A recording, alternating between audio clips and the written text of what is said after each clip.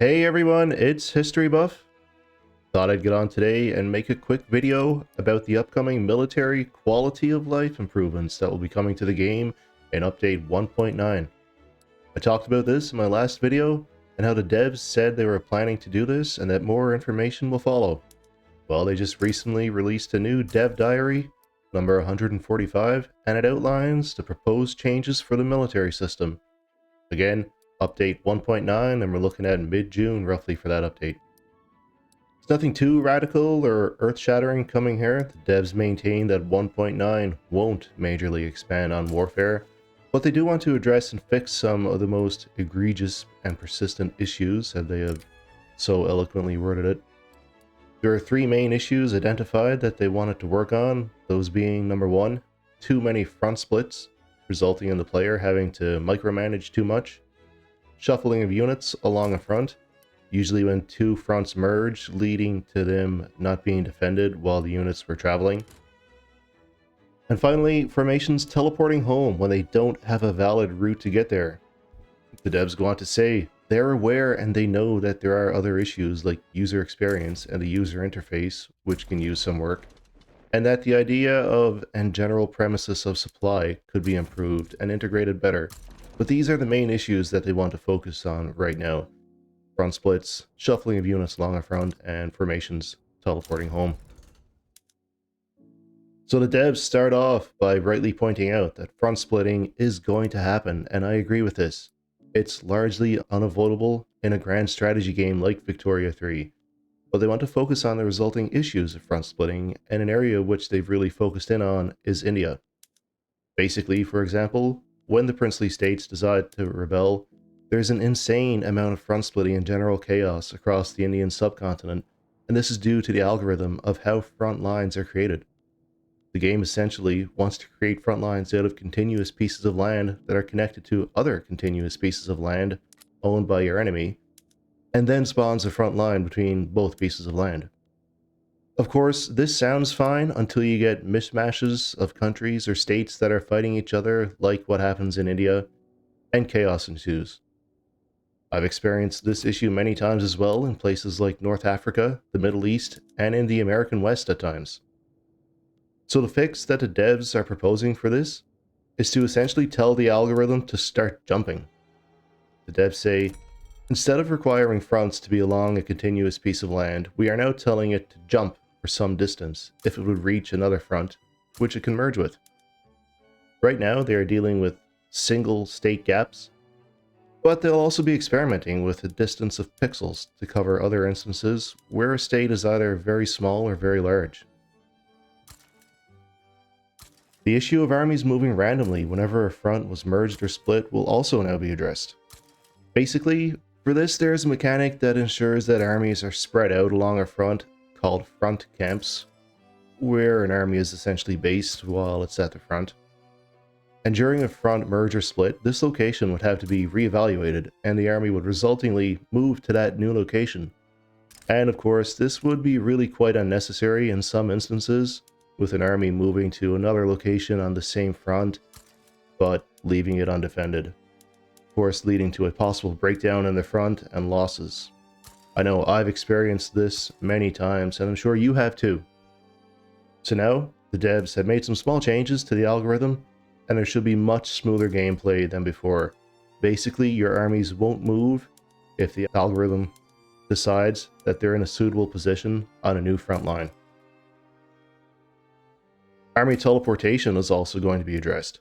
I'm sure you've seen this many times, that sometimes armies just randomly get teleported home when they encounter certain circumstances, such as being trapped in neutral territory or the front they were on pushed into unavailable space. The fix here is that an Exiled army mechanic will be introduced, similar to what exists in other Paradox titles. I'm sure if you're a Hearts of Iron player, you've seen this mechanic before, where your units can be exiled into neutral territory and you have to get them home somehow, get them to the nearest port, put them on a ship, get them back to Allied territory. Looks like there will be no more teleportation in Victoria 3. Exile armies do have some special rules, however. They can march through neutral territory and also enemy territory. They can't attach themselves to a front, so they'll need to regroup in a friendly headquarters first. They'll automatically target the nearest HQ, ignoring landlocked HQs, unless it is their home HQ, and go there. They will also suffer from attrition, and their organization will drift towards 0 over time. There are changes coming to organization, supply, and morale. Organization will now be a drifting value, like we just talked about when it comes to exiled armies, but also, for example, when a commander dies or there are too many special units in an army. There are changes to the negative effects of low organization as well, and as you drift towards 0 organization, you will suffer from closer to 100% of the penalties. This is previously 25%. Finally, there will be a base command limit of 10 units, so anything under 10 units won't need a commander anymore. I know personally that was kind of frustrating if you're just trying to have a small army, maybe 4 or 5, 10 units to go around and kind of put down rebellions, or maybe, you know, take on smaller countries and stuff. And finally here, supply now impacts organization instead of morale. It's going to be a multiplier on the organization target for a particular unit. A military access diplomacy mechanic is also being introduced, which I think is a cool feature. Basically, you'll be able to ask for military access through countries. It will be one-sided, like many of the other diplo mechanics in the game, meaning you can give military access without necessarily getting military access back. The feature will work kind of like naval invasions, where you attack through another country and you have to support the attack and the army in the same way you would a naval invasion without the ships, though, of course. Finally, there are going to be some UI improvements, user interface. We're getting a much more compact mobilization window and layout for formations. Getting away from that ridiculously long list. It sometimes felt like you just scroll forever trying to find what you needed to. Now we have this nice compact layout.